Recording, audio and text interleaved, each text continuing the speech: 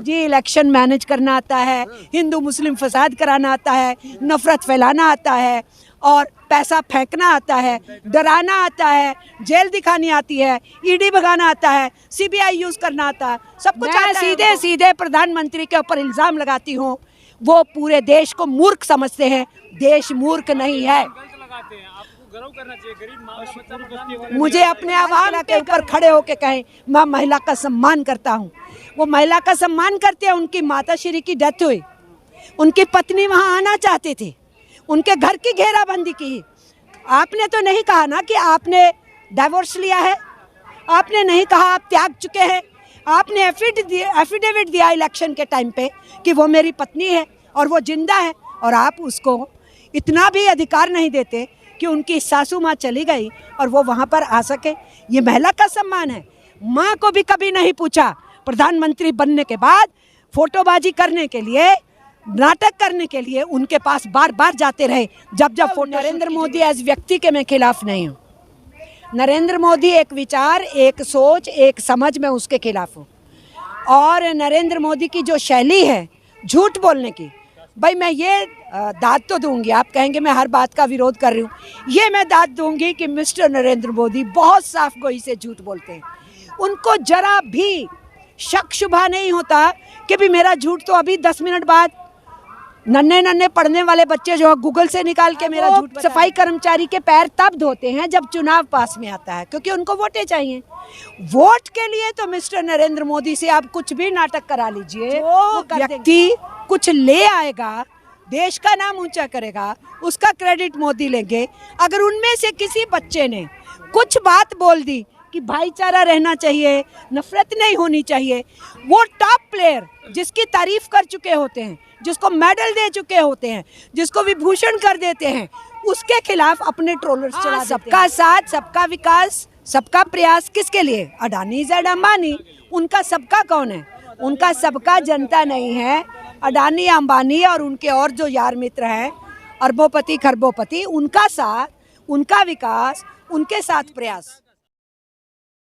साथ साथ वेतन जो बहुत मिनिमल है, 200 रुपये से लेकर के अलग अलग राज्यों में अलग अलग है, लेकिन वो मांग कर रहे हैं कि 700 के करीब वेतन होना चाहिए। तो इन सारी मांगों को लेकर के ये यहाँ पर पहुँचे हैं कुछ राज्यों के मनरेगा की यूनियंस को ऑर्गेनाइज करने वाले साथी। केरल में वेलफेयर बोर्ड बना दिया वहाँ की सरकार ने, उसकी तर्ज पे दूसरे राज्यों में भी बने और केंद्र भी वेलफेयर बोर्ड को बना सके, ये भी इन मांगों के अंदर है।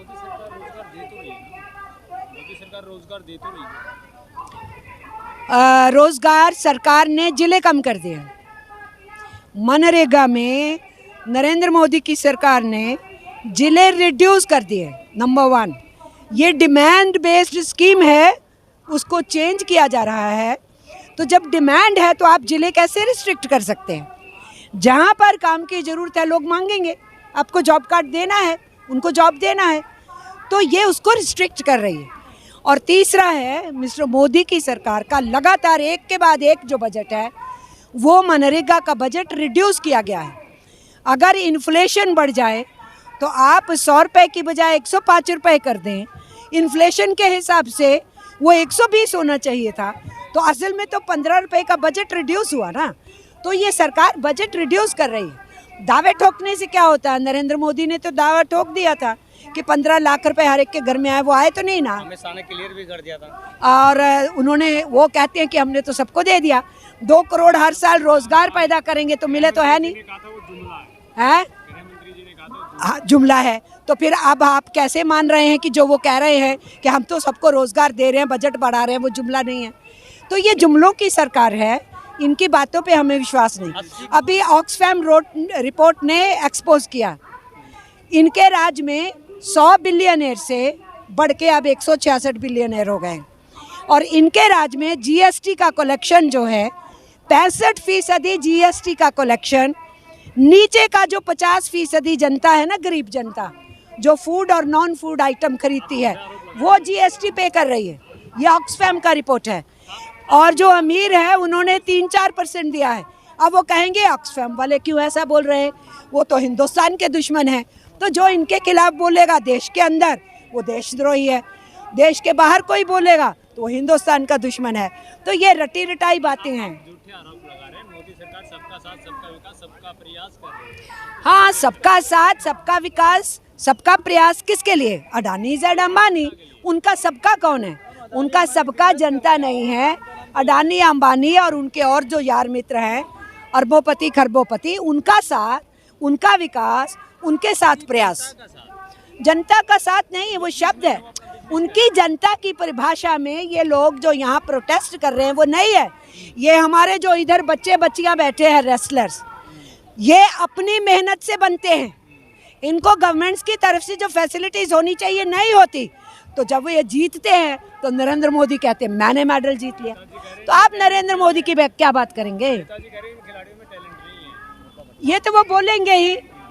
जो व्यक्ति कुछ ले आएगा, देश का नाम ऊंचा करेगा, उसका क्रेडिट मोदी लेंगे। अगर उनमें से किसी बच्चे ने कुछ बात बोल दी कि भाईचारा रहना चाहिए, नफरत नहीं होनी चाहिए, वो टॉप प्लेयर जिसकी तारीफ कर चुके होते हैं, जिसको मेडल दे चुके होते हैं, जिसको विभूषण कर देते हैं, उसके खिलाफ अपने ट्रोलर्स चढ़ा देते हैं। तो क्या बात करते हैं इनके? प्रधानमंत्री जी कहते हैं मजदूर और किसान तो खुशहाल है देश का। उनकी नज़र में मजदूर किसान खुशहाल है। सच्चाई तो मजदूर किसान बताएगा ना, वो खुशहाल है या नहीं।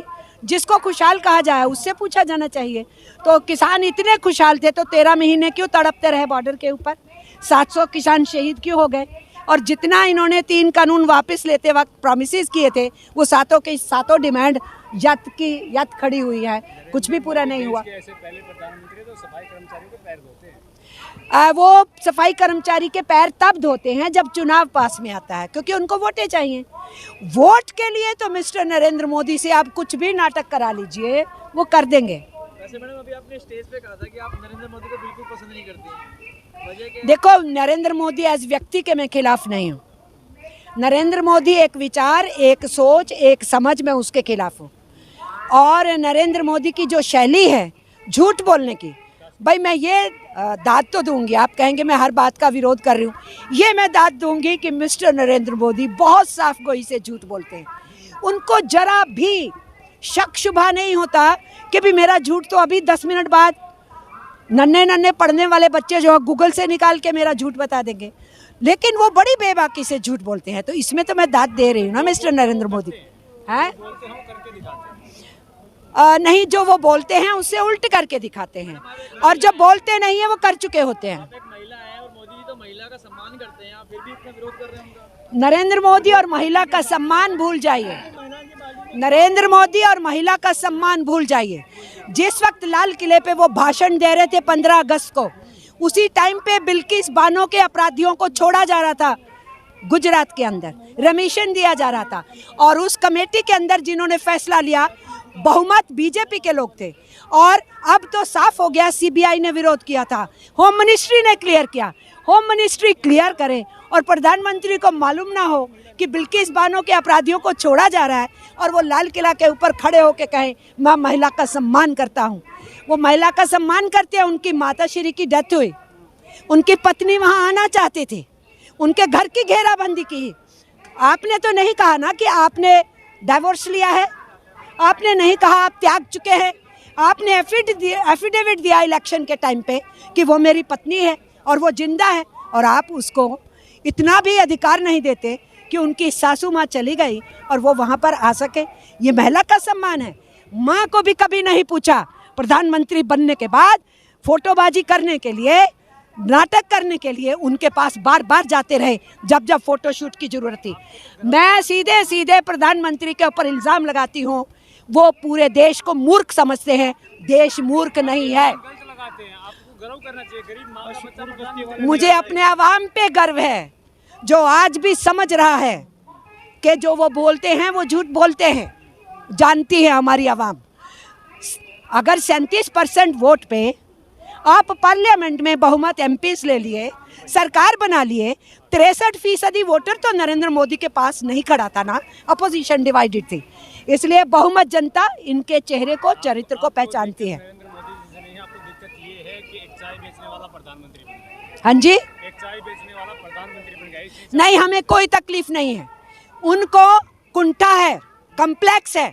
हमारे देश में एक अनपढ़ व्यक्ति भी, चाय बेचने वाला क्या, झाड़ू लगाने वाला भी प्रधानमंत्री बन सकता है। इंडियन कॉन्स्टिट्यूशन में इतनी ताकत है, आवाम की वोट में इतनी ताकत है।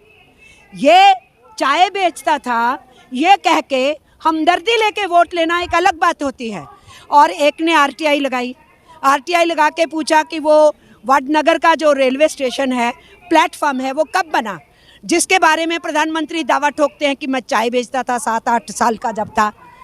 वो आरटीआई ने क्या बताया, रेलवे अधिकारियों से आरटीआई का जवाब आया कि वो रेलवे प्लेटफॉर्म 1973 में बना और उस जगह के ऊपर 1973 से ट्रेन रुकना शुरू हुई। तब नरेंद्र मोदी 24 साल के थे, तो 7-8 साल की उम्र में वो चाय कौन से प्लेटफॉर्म पे बेच रहे थे जो एग्जिस्ट ही नहीं करता था। तो आप क्या समझते, वो सचमुच चाय बेचते थे? उन्होंने तो ये भी कह दिया मेरी माता श्री घरों के बर्तन मांगती थी। एक भी घर नहीं सामने दिखाया जिस घर में वो बर्तन मांजती थी। देश की जनता तो दिल से चाहती है मोदी जी को। देश की जनता नहीं चाहती है, अंधभक्त चाहते हैं। मोदी जी के तो क्या हो गया, जीते तो क्या हो गया? नरेंद्र मोदी को तो वार्ड की इलेक्शन खुद लड़ना है, एमपी की इलेक्शन भी, एमएलए की इलेक्शन भी, एमएलसी की इलेक्शन भी, वार्ड की इलेक्शन भी, और एक मोहल्ले की इलेक्शन होगी, वहाँ भी मोदी जी का बोर्ड लगा दिया जाएगा। तो अगर वो इलेक्शन आफ्टर इलेक्शन जीत रहे हैं, उसका अर्थ ये नहीं है कि वो सही हैं और जनता प्यार करती है। नहीं, हम नहीं मानते कि जनता उनको इतना चाहती है। उनको इलेक्शन मैनेज करना आता है, जी, इलेक्शन मैनेज करना आता है, हिंदू मुस्लिम फसाद कराना आता है, नफरत फैलाना आता है, और पैसा फेंकना आता है, डराना आता है, जेल दिखानी आती है, ईडी भगाना आता है, सीबीआई यूज करना आता है, सब कुछ आता है उनको। तो अगर इलेक्शन मैनेज, अरे जीतेंगे तो देखी जाएगी ना, कोशिश जो करेंगे वो नहीं जीते, विकल्प क्या है? लड़ेंगे ना। विकल्प का क्या है? 140 करोड़ का देश है, एक व्यक्ति पे नहीं चलता। अपने देश की जनता की ये तौहीन है, ये कहना विकल्प क्या है? हमारे देश के अंदर बहुत लोग हैं, कोई भी सरकार संभालेगा। ये कौन सा प्रश्न हुआ, मोदी जी नहीं तो कोई और नहीं?